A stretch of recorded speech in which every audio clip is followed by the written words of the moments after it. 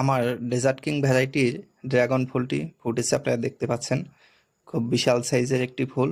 এর স্টিগমা দেখেই বুঝতে পাচ্ছেন যে এটিকে ক্রস পলিনেশন করতে হবে। তাছাড়া গুগলের তথ্য অনুযায়ী এটি হচ্ছে সেলফ ফার্টাইল একটি ভ্যারাইটি। যেহেতু এটি সেলফ ফার্টাইল, তাই এর পলিনগুলো আমি কালেক্ট করে রাখবো এবং পলিন কালেক্ট করার পরে এটিকে আমি ক্রস পলিনেশন করে দেবো।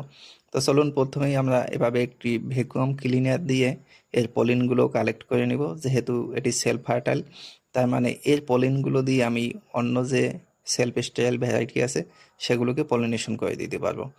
এবার অন্য যে পলিন আমি সংগ্রহ করে রেখেছিলাম অন্য ফুলের, সেগুলো দিয়ে এই ভ্যারাইটিটিকে এভাবে পলিনেশন করে দিলাম।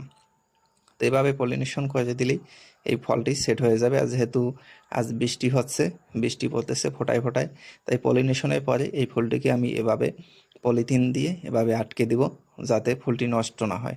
ধন্যবাদ, পাশে থাকবেন।